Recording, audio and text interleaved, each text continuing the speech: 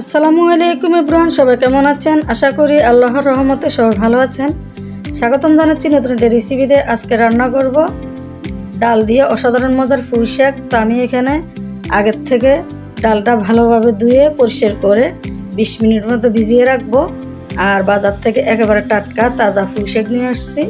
পুঁই শাকটা আমি আগে ধুয়ে পরিষ্কার করে পানি ঝরিয়ে নিয়েছি। যে কোনো শাক আগের থেকে ধুয়ে পরিষ্কার করে তারপরে কেটে নিতে হবে, তাহলে শাকের পুষ্টিগুণ ঠিকমতো থাকে। তো আমি এখন এখানে 1 কেজির মতো পুঁই শাক, তো এখানে হাফ কেজির মতো 500 গ্রামের মতো পুঁই শাক আমি কেটে নেব। সবগুলো পুঁই শাক আমি রান্না করব না, তো আমি সাইজ মধ্যে একটা চাকু দিয়ে কেটে নেব। বেশি বড় না, বেশি ছোট না, মাঝারি সাইজ করে কেটে নেব। সবগুলো পুঁই শাক এভাবে কেটে নেব।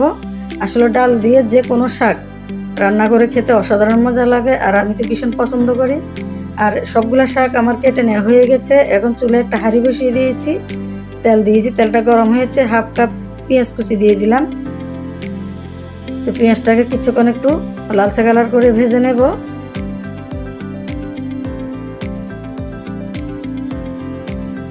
আর এই পুঁই শাক যে কোনো শাক ডাল দিয়ে সবাই, ছোট বড় সবাই পছন্দ করে, আর খেতে অসাধারণ মজা লাগে।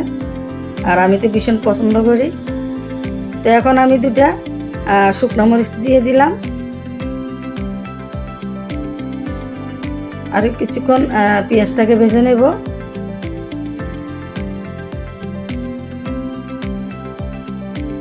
তো পেঁয়াজটা ভেজে নেওয়া হয়ে গেছে। এখন আমি হাফ চা চামচ রসুন বাটা দিয়ে দেব।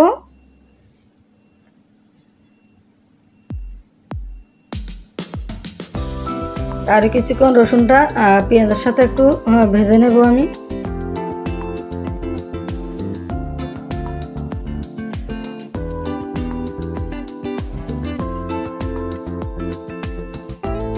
এখন হাফ চা চামচ হলুদের গুঁড়া দিয়ে দিব, হাফ চা চামচ লাল মরিচের গুঁড়া দিয়ে দিব। তো মশলাটাকে কিছুক্ষণ একটু কষিয়ে নেব আমি। সামান্য কিছু পানি দেব যাতে মশলাটা পুড়ে না যায়। তো মশলাটা নেড়ে আরো কিছুক্ষণ কষিয়ে নেব। আর পরিমাণ মতো কিছু লবণ দিয়েছি।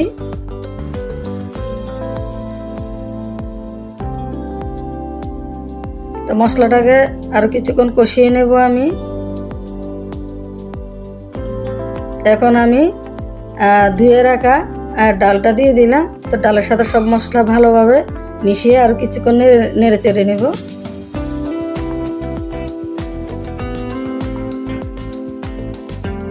আর ডালটা যেহেতু আমি 20 মিনিটের মধ্যে ভিজিয়ে রেখেছি, সিদ্ধ হতে বেশি সময় লাগবে না। কিছুক্ষণ রেখে দিলাম আমি, আবার নেড়ে চেড়ে দেব। ডালটা আর কিছুক্ষণ কষিয়ে নেব আমি। তো কষানো হয়ে গেছে। এখানে প্রায় আমি 1 কাপের মতো পানি দিয়েছি, নর্মাল পানি।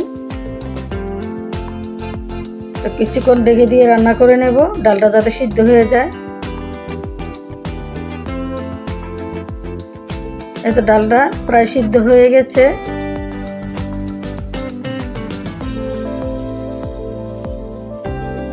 তো এখন আমি 6-7টা কাঁচামরিচ দিয়ে দিলাম।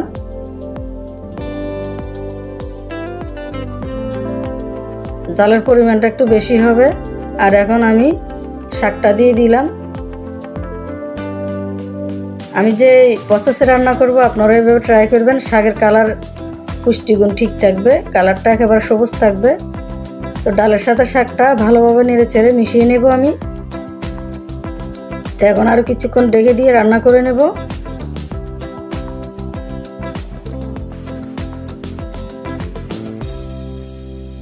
তো এখন আবারও নেড়ে দিলাম। দেখেন কালারটা কত সবুজ আছে। এত শাকটা প্রায় সিদ্ধ হয়ে গেছে, যেহেতু একেবারে কচি শাক, তাজা শাক এটা। তা আমি আর কিছুক্ষণ রান্না করে ঝোলটা টেনে নেব।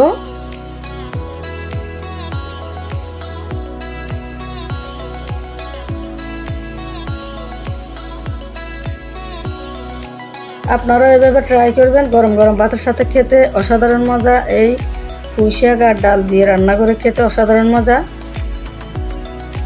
তো এখন একটা বাটিতে আমি পরিবেশন করে নেব।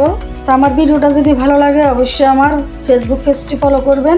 যারা আমার ফেসবুক পেজের থেকে ভিডিওটা দেখছেন তারা আমার ফেসবুক পেজটি ফলো করে সাথে থাকবেন, আর যারা আমার ইউটিউব চ্যানেল থেকে দেখছেন তারা আমার ইউটিউব চ্যানেলটি সাবস্ক্রাইব করবেন।